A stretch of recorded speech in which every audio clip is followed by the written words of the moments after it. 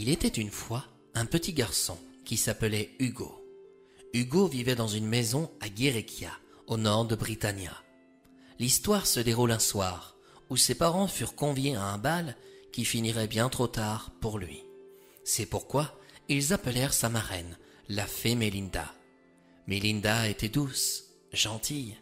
Elle aimait plus que tout Hugo. Or, le petit garçon souhaitait aussi aller au bal. Étant seul, il ne pouvait pas s'y rendre. Cependant, sa petite copine, Apolline, lui avait émis l'idée de demander à sa marraine une grenouille. Pourquoi ? Si vous connaissiez l'imagination débordante d'Apolline, vous seriez plus que surpris. C'est ça, être enfant. La fée Mélinda entendit le petit garçon crier « Je veux une grenouille !» Elle ne put s'empêcher de répondre « Oh, mais quelle horreur, Hugo ! Pourquoi souhaites-tu avoir une grenouille ? Pour l'embrasser ? Mais c'est dégoûtant. Bien sûr que non. Quand je l'embrasserai, ma petite copine, Apolline, se transformera en princesse, rien que pour moi, et ainsi, je pourrai aller au bal ce soir. Et moi qui pensais qu'il n'y avait que les petites filles qui rêvaient aux contes de fées. Mais moi, c'est différent. Je suis amoureux d'Apolline. Oh, soit, si tu le dis. Cependant, je crains bien de ne pas pouvoir satisfaire ta demande. Et pourquoi donc ? Tu es une fée ? Non ? Et ma marraine en plus ? Ce que tu oublies, c'est que toutes les grenouilles ne se transforment pas. Il y en a qu'une parmi des milliers qui pourrait satisfaire ta demande. Et le bal sera terminé avant que tu ne retrouves ta véritable amoureuse. Toi, qui es une fée, tu ne peux vraiment pas m'aider ? La fée Mélinda ne put s'empêcher de sourire à Hugo. Dans son esprit féerique, une idée se pointa. Il me semble posséder une potion qui pourrait te permettre de t'endormir plus facilement. Mais je ne veux pas m'endormir, moi.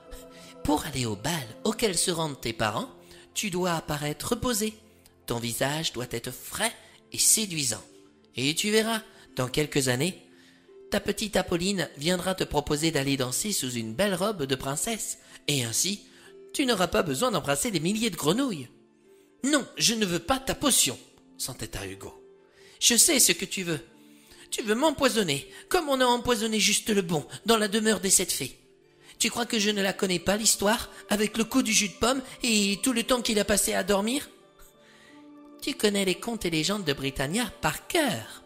Cela dit, Juste le Bon a été empoisonné par un sorcier, un méchant gobelin.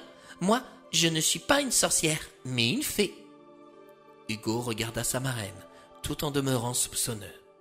Au bout de quelques instants, il lui demanda « Et ta potion, quel goût elle a ?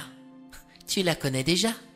Il s'agit d'un de mes doux baisers pour t'aider à t'endormir. » Et effectivement, Hugo adorait les doux baisers de la fée Mélinda, car en plus, ils étaient parfumés à la vanille. « Oui, mais moi, je ne veux pas dormir. » « Connais-tu l'histoire de la fée des rêves ?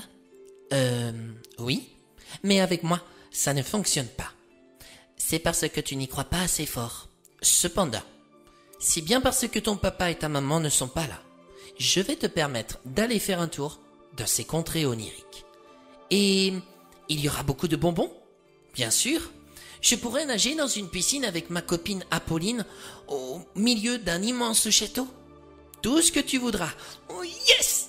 Super ! Alors, vite, marraine, embrasse-moi.